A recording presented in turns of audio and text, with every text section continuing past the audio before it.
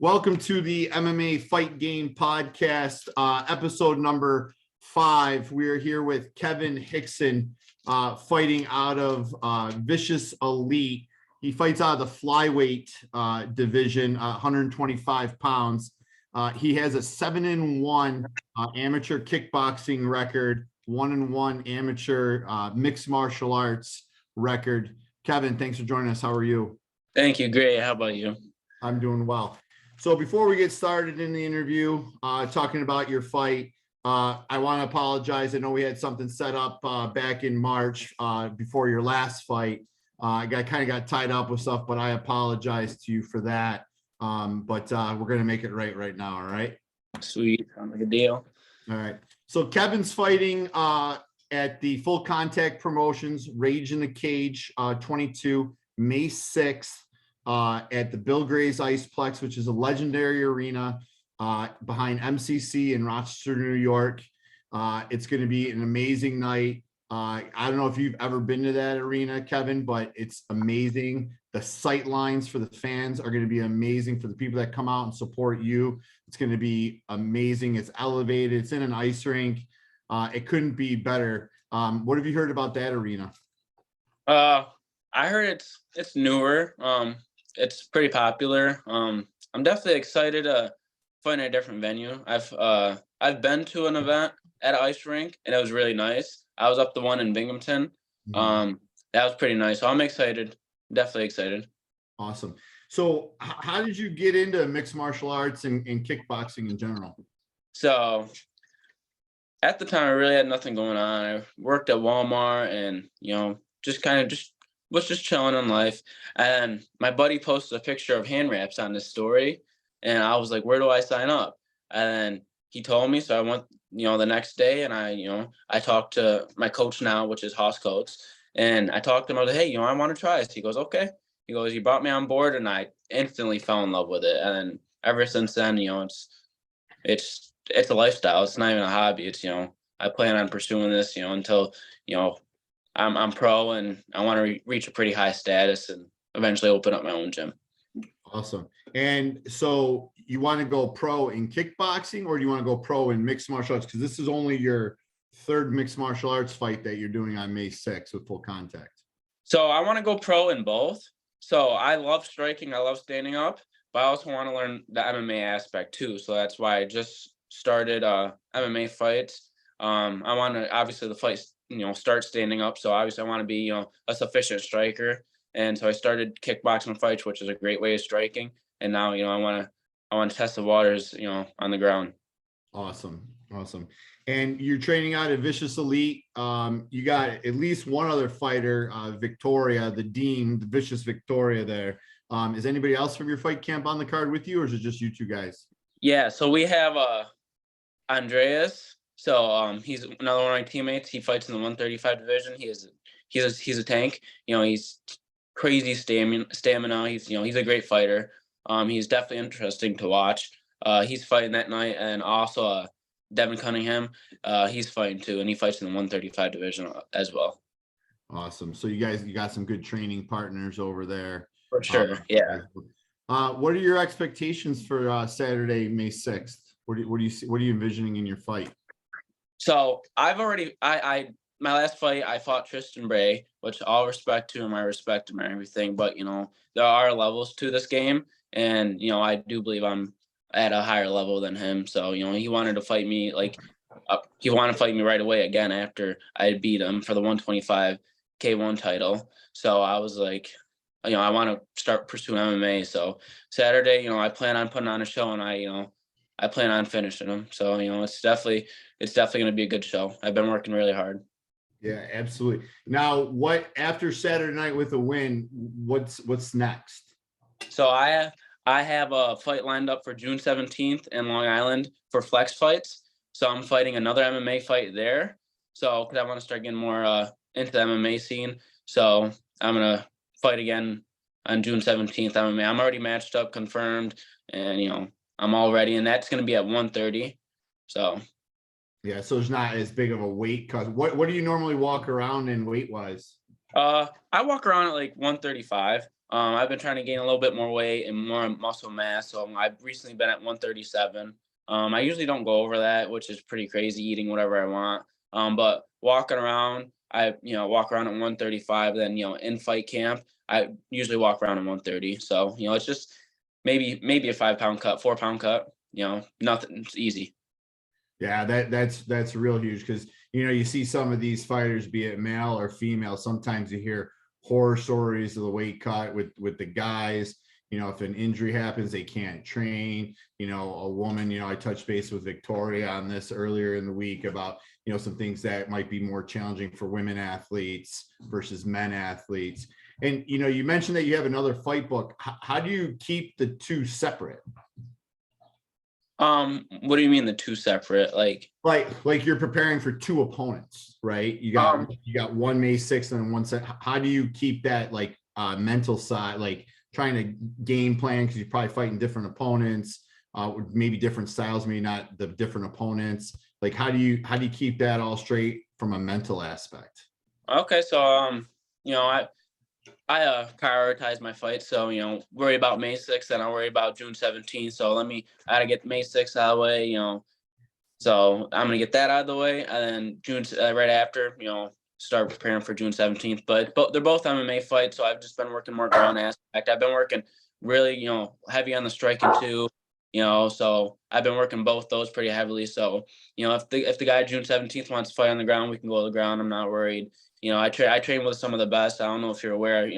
We're affiliated with the Black Zillion, so I go up there and I train with Rashad Evans, Irish, Brian Fury. He's multiple world champion. Like 3rd degree, 4th degree black belt.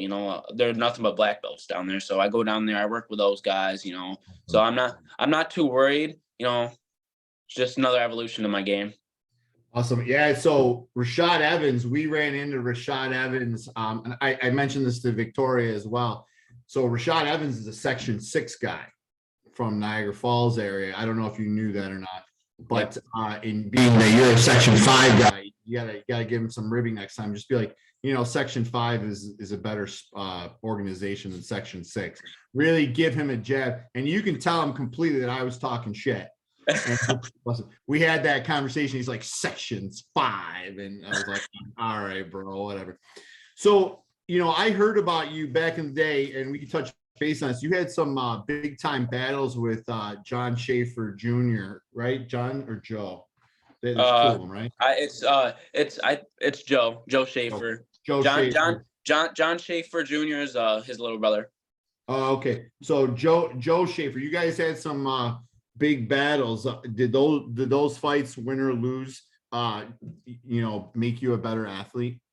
Yeah, every time I step in there, I'm always a better athlete. Win or lose, this is amateurs. It's all about experience. As long as I'm training, as long as I'm stepping in the cage, I'm always learning. No matter what. There's really no such thing as losing in the amateur scene. It's just all, it's progression, it's learning. So as long as you're progressing, that's all that matters in amateurs. People get too caught up in winning, but I definitely learn from those two.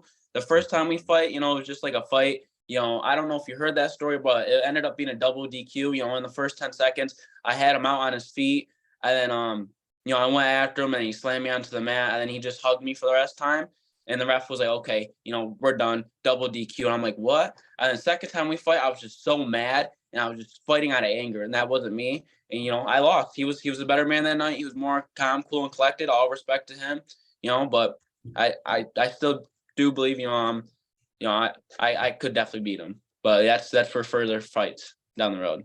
So, you fighting Matt, that was probably the lesson for you, how to keep your emotions in check. Again, I just heard those were like wars, and, just from a learning and growing standpoint, it sounds like that's what happened in those fights, which is obviously what you want to see at the amateur level. Yeah, and ever since then, I haven't fought out of anger. I'm just calm, cool, collected. It's just another day at work, just putting pants on, just like everyone else and going to work. Yeah, absolutely. Now, May 6th, I know you guys, how do people get a hold of you if they want to support you, buy tickets for your fight to come see you, since you're probably going to be on one of the marquee bouts on the night?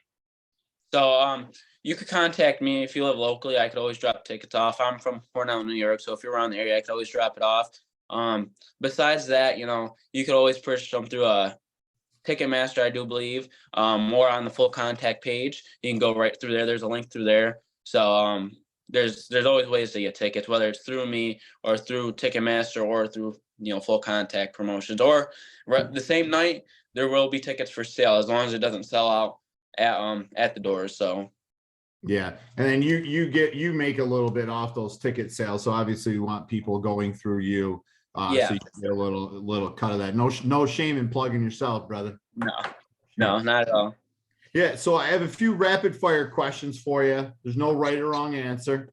Who's the best striker in mixed martial arts? Israel Adesanya. Best grappler? Best grappler. Retired or non-retired? You can do both. Actually, John Piersma asked me the same exact question. So you can shoot with both. So right now, non-retired John Jones, and then retired Khabib. Okay. Funniest fighter? Oh boy, Kevin Holland. Okay. Who would you like to have dinner with?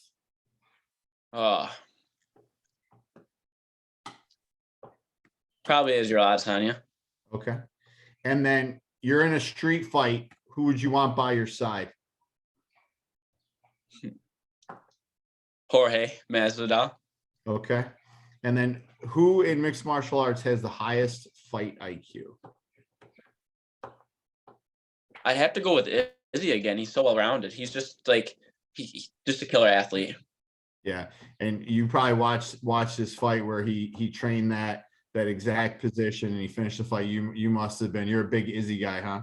Yeah, I was jumping up and down. I was like, yes. The first time Pereira beat him, like in the UFC and took the title, I was about to cry. Not gonna lie, I was like, wow, that was a huge upset for me. But I knew Izzy, he's strong, he would adjust, and that's what a good athlete does in the fight world is adjust, and he adjusted perfectly. And look what happened, he executed. Yeah, absolutely. Now, were you a fan of Alex and Izzy in the kickboxing days? Because that's kind of like your background and whatnot. No, not really. I watch a lot of like MMA fights, so not usually like kickboxing because I can learn both. So I like to watch that. But I have watched the fights before, and so I'm definitely a fan of those fights too. They're good fights, good grudge matches. Yeah, and how long? I forgot to ask. How long have you been doing martial arts, kickboxing? So I've been training kickboxing for about 4.5 years right now. I'd probably say about 4 years. And then I actually just started grappling. So my first fight, I fought Will Gagnier. Much respect to him out of Synthesis, and he was definitely the better grappler than me. I won the fight on the stand up, and then I fought the number 1 flyweight out of Canada for on LFA, and I hung with him the first round. He just wanted to grapple, and second round he ended up submitting me in the middle of the round. So, but no, I just started grappling, so I'm newer to the grappling team, like I said. How is fighting on a big card like LFA? I thought I was gonna be more nervous and more wound up and stuff, but I shocked myself about to walk out because I was the first fight of the night. I wasn't nervous at all. It was one of the weirdest feelings so far in I'm gonna call it my career because that's what I call it. My career. And I wasn't nervous, nothing. I was just like, it's just another day at work, and that's when I started taking that mentality. It's just another fight. So it was just calm, cool, and collected, and it was pretty cool. I mean, definitely happy that I got to fight for them, and shout out to them, and I hope I get to fight again for them. Yeah, I know there's a big amateur pro card coming in August to Seneca. So hopefully, good performance in the next 2 fights, maybe knocking down your door and, you get another crack at that stage for sure. Yeah, hopefully, because they're like right now they're UFC's number 1 pick for fighters, and they're grabbing a handful of people out of there. And so, I mean, I hope when I go pro fight for LFA, and hopefully they shuttle me off to the UFC. That's definitely the plan. Or Bellator, or any other, I'll even go across season, fight for 1 championship, get a couple, glory, whatever. Beggars can't be choosers. Yeah, absolutely. Now, what do your parents think of you fighting? So they're it they're all for it. They're all for it. They're like, they've always supported me in life, whatever I want to do, as long obviously, as long as it's, something positive, they're gonna be Mhm. by my side and rooting for me. So they think it's a little crazy. Sometimes like I have a couple screws loose, but you have to have a couple screws loose in this game. No Amen. fight is normal. Amen. Now, are you dating anybody? You married? If so, what do they think? So I'm engaged to Taylor Lackey. I asked her to marry me after my second Joe Schaefer fight. I asked her to marry me inside the cage. Pretty special moment for that. And she's Mhm. super supportive. She's she's one of my biggest supports in my life. And it's like I don't know what I would do without her. She's a great fiance. She's a great person overall. Yeah. She has goals in life just like me, and she supports me like the most. She goes to all my fights. She's my number one fan. I can't thank her enough. There's no there's no word I can say to thank her enough. And I love her. Yeah, that's awesome. Behind every strong man, there's an equally stronger woman standing right next to him. Does she like the fights themselves? Oh yeah, she loves watching the fight. She gets all in it. She loves it. She's yelling. She's cheering. She loves it. She's grown with me in the sport, and she realizes. So it's not like when I fight tactical and people think I'm like it's like maybe like a boring fight or not much action. She sees the technique behind it. She realizes. So that's the coolest thing. Is having someone that understands the game and supports you in it too. So. That's awesome. So you're fighting May 6th at the Bill Gray's Iceplex for Full Contact Promotions, Rage in the Cage 22. One of your bout is probably going to be one of the marquee bouts as well. Is there anyone else that you'd like to thank before we wrap this up? So I'd like to thank all my sponsors. I have quite a few sponsors. Plug them. Next level, what? Plug them. So Next Level Wellness. I got a handful. Got Black Zillions. Got obviously Vicious Elite. I got Maureen Shea. I don't know if you know her. She's a big time boxer. I'd like to thank her. I'd like to thank Forever Six, our apparel company, the one that's made these. Yeah, those are Team sharp. ISK. I'd like to thank all my sponsors. If I forgot, I'm sorry, my apologies. But all my sponsors, I have quite a bit of following in this small town we live in, and they're pretty on board with us. So and I've also actually have a hairstylist too. Her name's Barb. I'd like to give her a shout out too. Thank you for always keeping me fresh and looking clean. That's the biggest. Look good, feel good. So Hey, thank you to all my sponsors. Thank you to all my family. Thank you to all my friends. Thank you to everyone who's believing in me. And sometimes more importantly, thank you to everyone who's not believing in me. That's really what keeps me going. So thank you everyone, and thank you also for interviewing me and hearing what I have to say. yeah, absolutely. So if I get one of those nice sweatshirts from you, you get a cut of that? Yeah. You do get a cut? Yeah, get my name on the back. It says Team USA, and I had 60 kilograms over here because I don't know if you know, but I competed in an ISK World Championship kickboxing tournament and ended up taking second in the world. Hey, This year I'm going to Germany to compete in another world title for a World Kickboxing Championship for the ISKA. So that's I'll hopefully I take home gold. That I've been really working hard on my striking and stuff. So I definitely plan on taking home gold and taking that world champion title home. yeah, absolutely. Now, if I ordered one of those sweatshirts, would you get a cut of that? So if I'm Yeah. supporting, all right. So Yeah. we'll talk offline. I'll grab one of those sweatshirts from you. And if So, anyone else wants a shirt or anything, you guys can go to forever6apparel.com. That, like I said, that's my sponsor, so you can purchase anything through them. They do great work, and they also ship it out too. Like I said, things are comfy. how do they know that you're sending them that way? If you got a discount code? No, I don't have a discount code. Just you could put in there when you order. Kevin sent me, and if you purchase some, because I have some apparel on there, because my fighter name's the Blazing Beast. I have some Beast gear on there. So you could go through and purchase that. That's also pretty fire too. So, and if you go through, you get anything with my name on it, or just anything, and put in the comments. Kevin sent me, and I'll get a cut. Beautiful. All right. Well, I appreciate your time today. Good luck May 6th over at the Bill Gray's Iceplex, Rage in the Cage 22. Okay, Kev? Thank you. Appreciate it.